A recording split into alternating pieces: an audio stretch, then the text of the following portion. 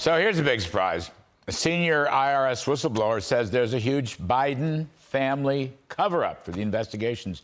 Joining me now to talk about it, the great John Solomon, who knows these stories like nobody else on the planet. John, thank you for giving us some of your time. So this was this whistleblower blocked from testifying or what? No, so far everything is working according to the way whistleblowers should do. He goes to the Inspector General of the Treasury Department. He then gets referred to the Justice Department Inspector General.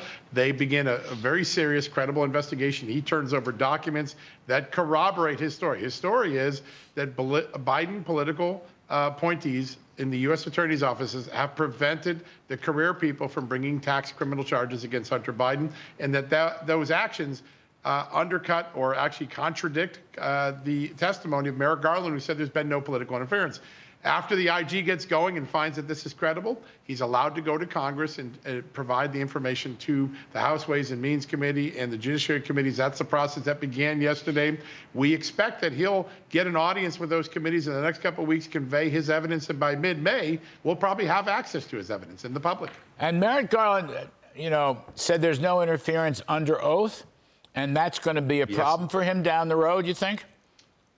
Yeah, listen, it may be he doesn't know that this dispute was going on. He certainly knows now. I have confirmed that the Justice Department is acutely aware of this now. But it's possible that these U.S. attorney officials who were political appointees of Merrick Garland didn't tell him, and it didn't get escalated to him. But his answer to Chuck Grassley is very specific. Chuck Grassley said, have any U.S. attorneys prevented Weiss, the U.S. attorney running the Biden investigation, from bringing charges? He said, no. Weiss has the authority to bring those charges. The whistleblower saw that and said, that's not true. I'm in the middle of this. I know it's not true. So Merrick Garland has a problem. He may be able to explain it away, but you have a cabinet secretary now whose testimony is in question, and the larger issue of the Biden Justice Department being involved in a potential cover-up. Why has this guy Weiss, the U.S. attorney in Delaware, he's been sitting on this stuff for 3 years. There are a number of alleged, allegations and charges against Hunter Biden. Tax charges, representing foreign governments, guns, and all the rest of it. I want to get to Joe Biden in a minute, John Solomon, but why has he taken so long to come up with something? I mean, 3 years, for heaven's sakes. Yeah.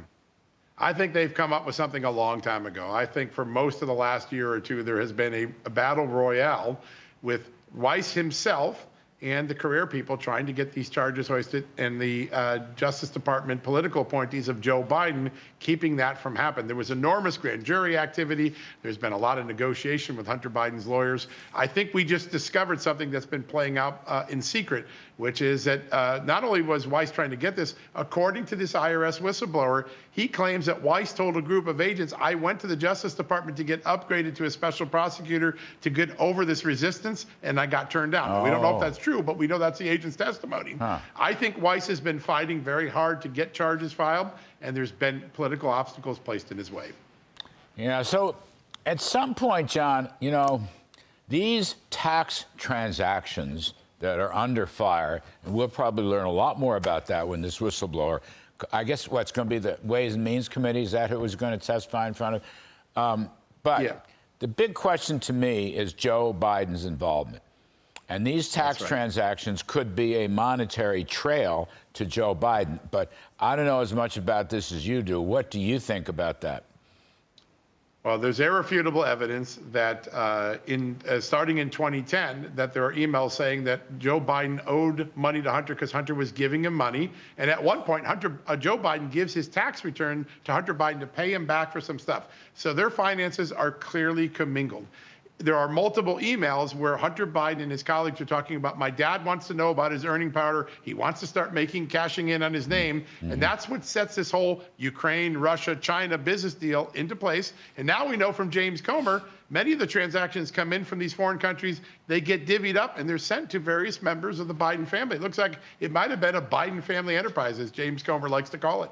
Do you think this whistleblower, who's an IRS guy, will have evidence with respect to a monetary, money trail to Joe Biden? Do you think he's got stuff or what?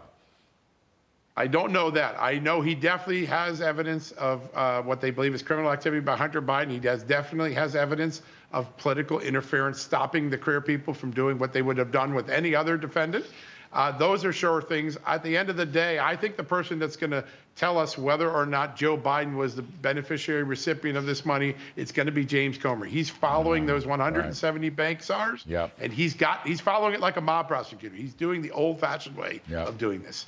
Yeah, he was on here a couple nights ago. You're absolutely right. I saw him. Of all the, he broke that story with the 6. Now it's 9. But he's a very smart, tenacious man, John. He's actually like you, John Solomon, smart and tenacious. We thank you for your work you've been doing. I hope you'll come back and visit us again.